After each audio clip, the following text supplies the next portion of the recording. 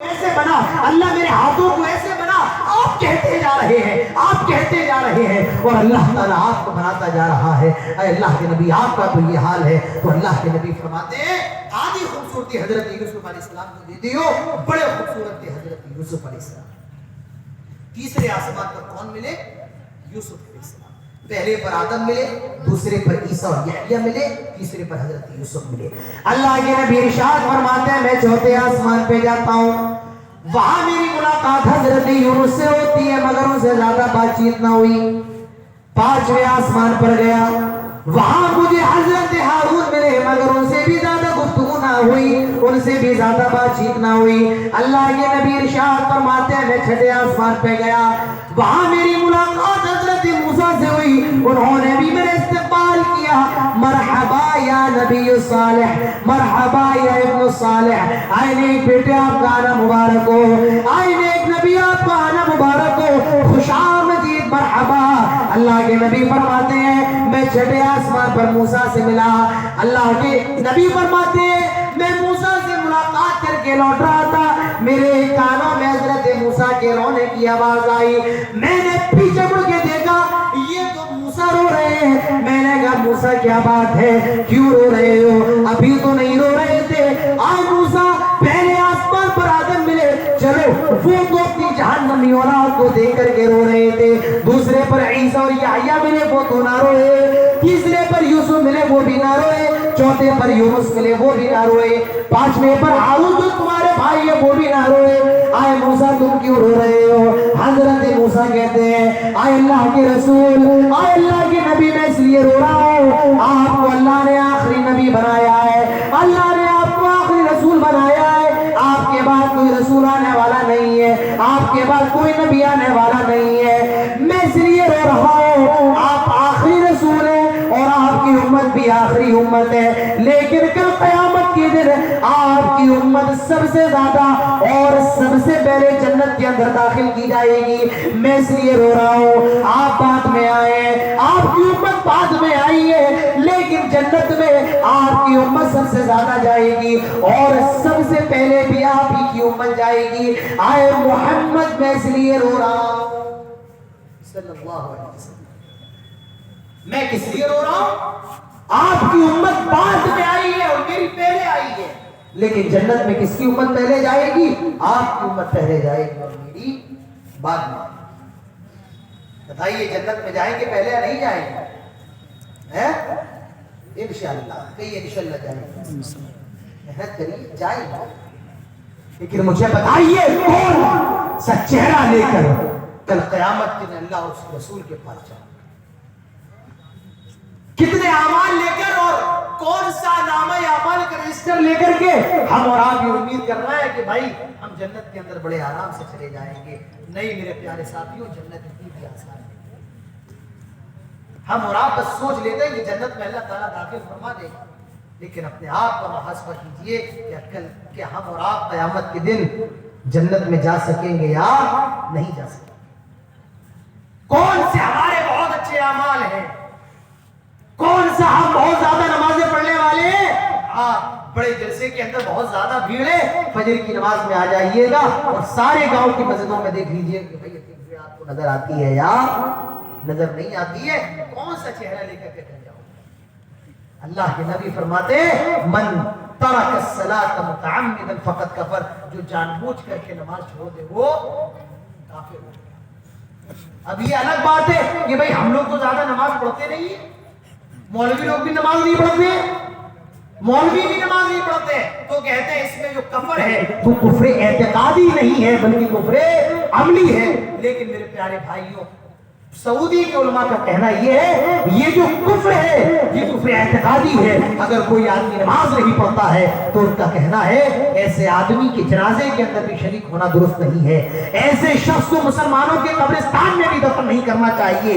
جو آدمی نماز نہیں پڑھتا ہے بیوی کو چاہیے اس سے خلا لے لے، اگر کسی کی بیوی نماز نہیں پڑھتی ہے تو اس کو چاہیے اپنی بیوی کو طلاق دے دے، ایسے بے نمازی کا گھر کا کھانا اور پانی بھی درست نہیں ہے میرے پیارے بھائیوں، ہم اور آپ تو بڑے آسانی سے کہہ دیتے ہیں کہ ٹھیک ہے ہم اہل حدیث ہیں، جنت کا سرٹیفکیٹ مل گیا ہے، بڑے آرام سے جنت کے اندر چلے جائیں گے۔ محاسبہ کیجیے اپنے آپ کا میرے پیارے بھائیوں، ہم اور آپ کتنا پانی کے اندر ہیں، کتنا نماز پڑھنے والے ہیں۔ آئیے یہ دیکھیے، یہ جنت کے دعوے دار ہیں، یہ نبی کی محبت کے دعوے دار ہیں، آج ان کی جلسوں میں چلے آئے، ان کے جلوس میں چلے آئے، ان کے پروگراموں میں چلے آئے۔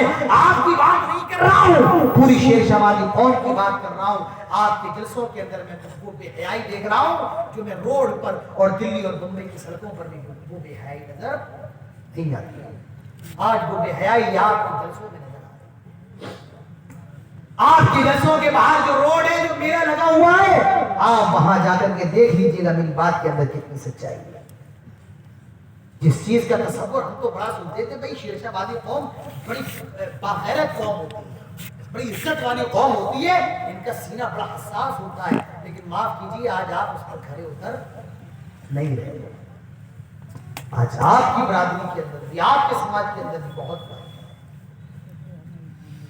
مجھے معلوم چلا تھا شیر شاہ وادی قوم کے اندر شادیاں بڑی جلدی ہوتی ہیں، آج ان کی یہاں چلے آئے تو ان کی یہاں بھی شادیاں 30 سال کی عمر میں ہو رہی ہیں، 32 سال کی عمر میں ہو رہی ہیں۔ اور کیوں؟ اب آپ کی یہاں بھی سسٹم بن گیا ہے، جب تک جہیز میں پلسر نہیں مل رہی ہے، اپاچے نہیں مل رہی ہے، تب تک ہم شادی کرنے کے لیے تیار نہیں ہیں، ہمیں 3 لاکھ روپے کیش چاہیے، اور ہماری یہ جو ڈیمانڈیں ہیں، جب تک یہ ڈیمانڈیں پوری نہیں ہوگی ہم تب تک شادی کرنے کے لیے تیار نہیں ہیں۔ لڑکا اسی لیے شادی نہیں کر رہا ہے، اسے جہیز نہیں مل رہا ہے، اور بیچارے غریب گھر کی لڑکیوں کی شادی اس لیے نہیں ہو پا رہی ہے کہ ان کے باپ کے پاس اتنا پیسہ نہیں ہے وہ اپنی بیٹی کے لیے جہیز کا انتظام کر سکے۔ آج ان مسلمان گھرانوں کی لڑکیاں غیر مسلم لڑکوں کے ساتھ بھاگ رہی ہیں، اور آج ہمارے نوجوان زنا جیسے خطرناک گناہ کا شکار بنے ہوئے۔ زنا آج ہو رہا ہے ہمارے اور آپ کے سماج کے اندر۔ آج زنا کا بازار گرم ہے، یہ ایک الگ بات ہے، آپ اس کو نکار دیں کہ نہیں یہ چیز نہیں ہے یہ چیز۔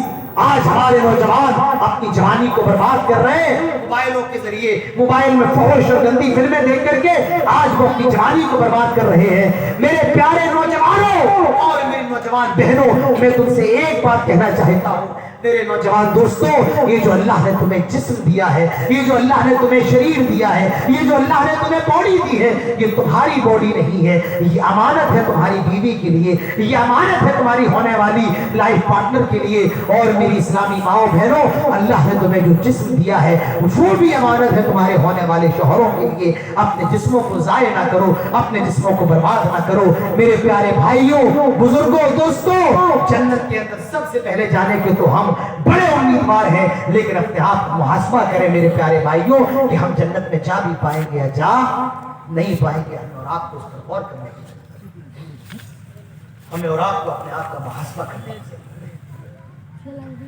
اللہ کے نبی ارشاد فرماتے ہیں، چھٹے آسمان پر حضرت موسیٰ ملے اور وہ اس لیے رو رہے ہیں کہ آپ کی امت بعد میں آئی ہے، میری پہلے آئی ہے، لیکن جنت میں آپ کی امت پہلے جائے گی، بعد میں میری جائے گی۔ اللہ کے نبی ارشاد فرماتے ہیں، میں اور زیادہ اوپر گیا، اللہ کے نبی کہتے ہیں میں 7ویں آسمان میں جاتا ہوں، 7ویں آسمان میں ساتویں آسمان کے دروازے کھلتے ہیں، میں 7ویں آسمان میں داخل ہوتا ہوں۔ اللہ کے نبی ارشاد فرماتے ہیں 7ویں آسمان میں بیت معمور ہے، میں نے دیکھا اس بیت معمور کی دیوار سے ٹیک لگا کر کے ایک آدمی بیٹھا ہوا ہے، ایک بزرگ بیٹھے ہوئے ہیں۔ اللہ کے نبی کہتے ہیں، حضرت جبرائیل کہتے ہیں، آئے اللہ کے نبی کو سلام کیجئے۔ پہلے یہ سمجھ لیجیے کہ بیت معمور کیا ہے۔ بیت معمور کیا ہے؟ جس طریقے سے دنیا کے اندر خانہ کعبہ ہے، خانہ کعبہ کہاں ہے؟ کہاں ہے بولیے نا؟ مکے میں، مکہ۔ خانہ کعبہ ہے بالکل اس کے اوپر 7ویں آسمان پر ایک گھر ہے۔ جیسے دنیا کے اندر خانہ کعبہ ہے بالکل اسی کے اوپر ایک گھر ہے۔ اللہ کے نبی یہ فرماتے ہیں، حدیث کے اندر آتا ہے اگر وہ گر جائے گا بیت معمور تو خانہ کعبہ پر گرے گا نہیں۔ بتانے کا مطلب یہ ہے کہ بالکل خانہ کعبہ جو وہ اوپر ہے۔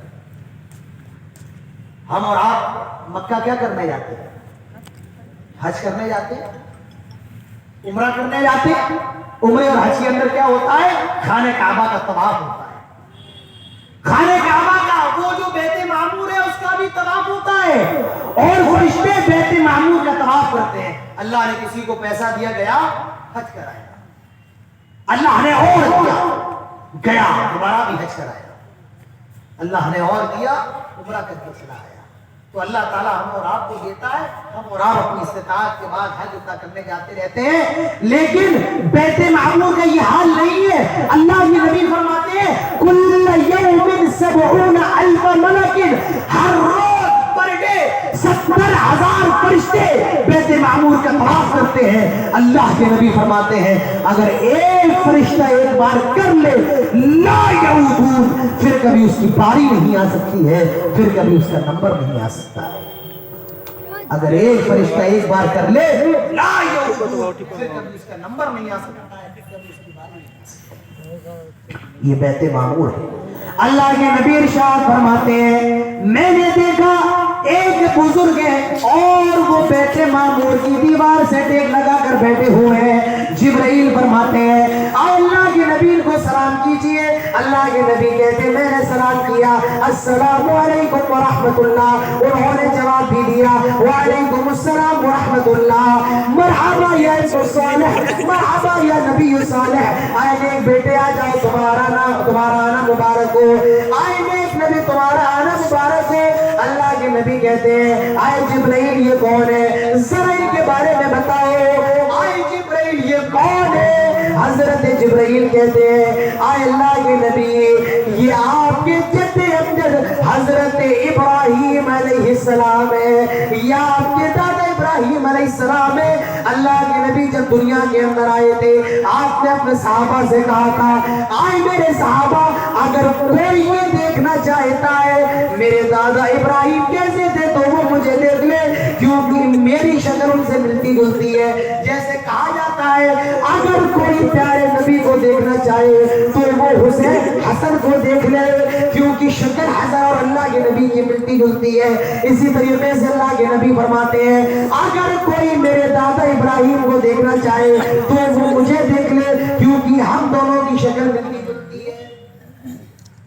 اللہ کے نبی فرماتے ہیں میں اور آگے بڑھا, میں اور آگے گیا, میں نے دیکھا ایک پیڑ ہے اور اس پیڑ کا نام سدرۃ المنتہا ہے. اللہ کے نبی ارشاد فرماتے ہیں